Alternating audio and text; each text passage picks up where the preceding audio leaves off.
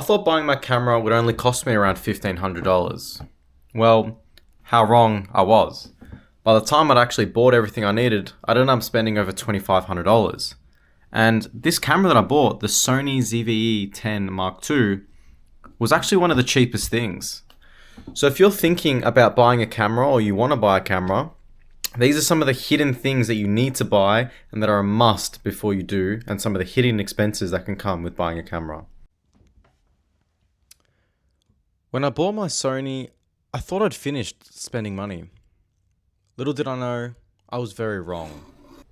The camera, the battery charger, the SD card, the tripod, the microphone, the camera bag, the cleaning kit, the flash, the lens filter, the card reader. The list goes on and on.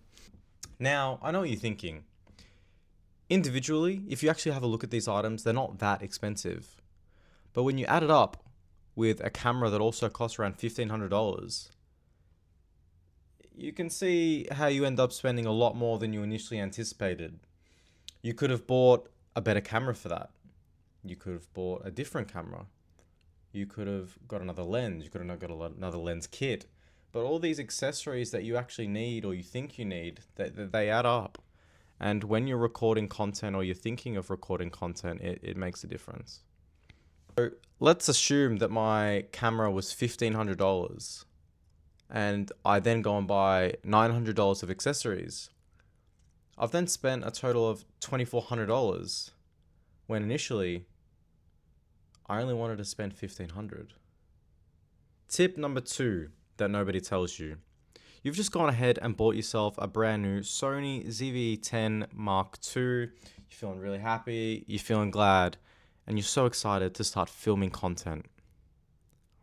You then try and download your content. You buy an SD card, you buy an SD card reader. That's all well and fine. You go onto your old school laptop and you try and download this content. Does it work? Yes. Does it handle all videos? No. Now that is a very big factor. Your laptop does matter. Don't let anyone tell you it doesn't, because it does. I'm rocking a HP Pavilion here, and I can tell you now, it is not good. It is terrible. It takes so long to download even the slightest photo, transfer those photos to my laptop, or to my phone, or anywhere. It takes forever.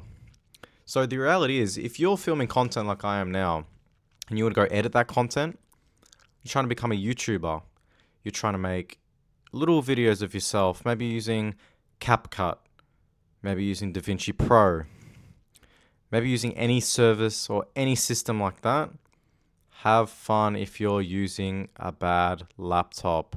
So not only do you need to get a good camera, you also need to get a good laptop that can handle the camera's content.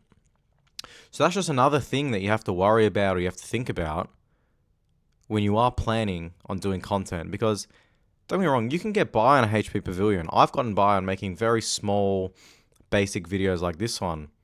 But I can tell you now, my thing crashes a lot. My laptop, it's awful. The storage disappears, the hard drives, the backups, the long exports, the editing softwares that don't work. It adds up all the time, on and on and on and on. You get used to it, but you don't at the same time, because it's very, very painful.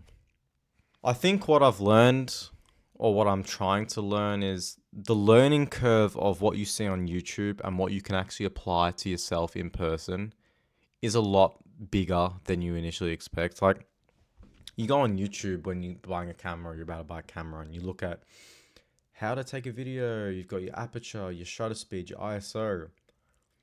There's a lot more to making a video than just that. They are huge. They are the big 3. Aperture, shutter speed, and ISO. Don't get me wrong. And I fully understand that you need to be making sure that your ISO, your aperture, and your shutter speed, they're all correct, so you can get the best videos and the best photos. I'm not denying that. But things like autofocus, white balance, picture profiles, LUTs, frame rates, color grading, audio, and lighting. All huge. Now, in the beginning, I was taking videos and I just didn't know what I was doing with any of it. So you could have you could be recording, let's say you're recording a YouTube video and you didn't have a mic like I do here, the DJI Mic Mini, it does the job. Let's say you didn't have this and you were just recording off the camera audio. Your video, and trust me, I'll put in a clip of what camera audio just sounds like. It's not good. It gets by if you really need it, but it's not the best. So if you're roaming around, so let's say you're traveling, you've got your ZVE here. Hi guys, blah blah blah. The audio would be shocking compared to actually picking up yourself a mic. And these are little things that just affects your video, or even your photos, not necessarily with the audio. But all those things that I mentioned, they are huge things that you need to be wary of when you are picking up a camera. And I know this is a very sit down video. It's not the most entertaining, but these are just some real things you need to look out for that I have noticed massively throughout my very, very short videoing and photography career. It's not even a career, I just do it for fun, but you notice it. Number 4, you're always going to want to buy new things. So right now I have the basic lens. I now want to go get a lens to take long range photography and videography. Why? I don't know. I think it'd be cool. Do I want a Sigma? Do I want a Tamron? Do I want another drone? Do I want another gimbal? Do I want to get a better tripod so I can actually have it at my head height instead of being too low? All of these things, cameras, don't get me wrong, they can be the best investment. You can make so many memories with them and you'll have the best time of your life. But when something starts going bad or it's not up to the quality that you think it is, you want to get more. And I'm not saying that's a bad thing. If you have the money and you're willing to spend the money and you want to invest on yourself, I 100% agree. I think you should go ahead and do it. You only live once, right? But it adds up. Soon, in give or take 5 years, this camera might not be good enough for me anymore. So what will I need to do then? I'll need to go get another camera. And after that camera, maybe I'll need to get another lens because that camera has a different lens and I can't put this lens on that camera. All things to look out for. Now, I'm not saying that people don't realize this because people do. But as a first time buyer like myself, who has never been in this camera scene before, I just think it's highly important for people to recognize and realize these things. Because photography and videography it's one of those hobbies where there's always something new coming out. Like, let's for example, I have a DJI Osmo Action 4. Incredible camera. But it's just another thing that I've owned before having this. Like, I have a drone as well. I have the DJI Mini 4K. Did I need it? No. Did I want it? Yes, I got it. There's always more to buy. You want to make a nice cinematic video. What do you need? You need your main camera. You need you want to walk and talk, you can use this. You want to get shots in the air, use the drone. There's always more to buy. And once again, I'm so grateful that I'm able to afford and have these things because I can create something that I'll always look back on and that it's something I enjoy doing. But you have to be wary because it adds up. And then point number 5. The camera won't make your videos better. Let's say you have an amazing editing skills and you have an amazing story on your phone. That will look better in comparison to having the best camera of all time with a boring story and poor editing. So tell me, which one would you rather watch? Would you rather the one shot on the Sony ZV-10 Mark II, or would you rather watch the one shot on a 10-year-old Apple iPhone SE? One may be better quality, the video, sure, but one might tell a story, might have some personality, good editing, good audio, good lighting. All these things add up. Now, I'm not, even me now, I might have an okay audio, but my lighting isn't spectacular. I'm not telling a story. I'm just sitting here talking to a camera. So I could do this theoretically if I wanted to. I could do this on my phone. I could. And that goes on to my next point, point 6. Numero 6. My hottest take. Most people who want a camera, such as myself, don't need a camera. Let's say you're filming holidays. You've got kids and you want to take videos of them. You want to make TikToks. You want to go on Instagram Reels. An iPhone is probably enough. It really is. You should only buy a camera. Okay, this is a generalization here, but you should only buy a camera, from my experience, if you're super into photography, editing, filmmaking, and learning. Because if you're not willing to put in the edit to edit your videos, make good lighting, good audio, etc., you will spend thousands of dollars on equipment that you might not even use. Now, this is coming from someone who's done it. I've spent a couple of $1,000s easily, and I could easily spend more. But I enjoy doing this. I do this as a hobby. I do this in a passion. It's something that I do just to cool down. It gives me stuff to do. So I want to start going on hikes, for example. I want to go, not necessarily record the journey, but go take photos and videos of what I'm doing in my life. So I'll get to a point where I can look back on this stuff.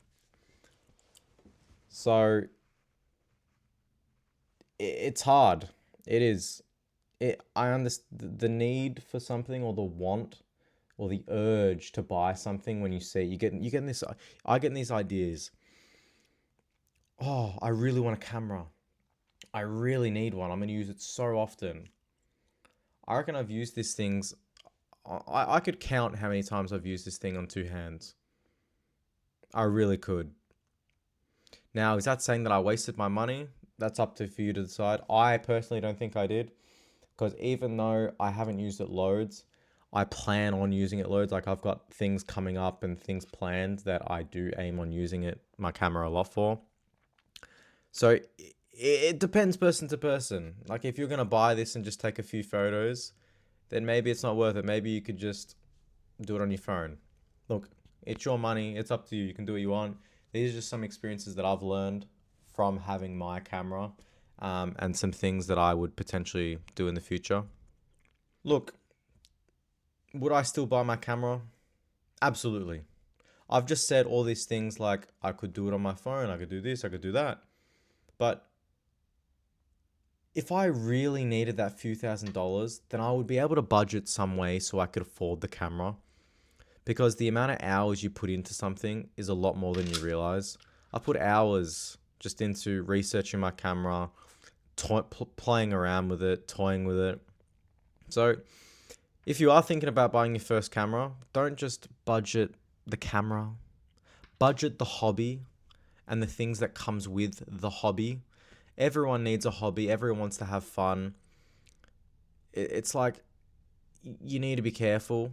You need to be wary, and you need to understand the things that can come with buying a camera. And once again, I'm not saying not to do it.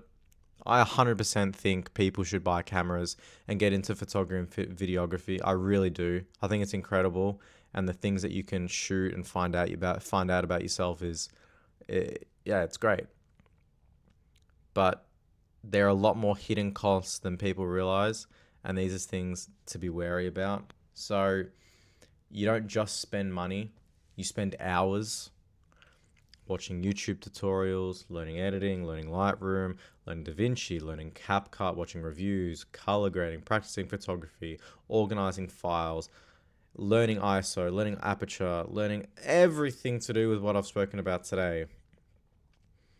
But what I realized the most when I bought this camera is, I'm not just buying a camera. I'm buying the hobby. And what people need to understand is hobbies take time. I'm not perfect. I'm no magician at videography all of a sudden. To be honest, I'm still awful. I don't even know how to edit. But eventually, I will get better, because it's a hobby and people learn. It's just life. So, yeah, that's it from me. Very sit down video. If you have made it to the end, don't forget, like and subscribe. But yeah, this was an interesting one, but peace.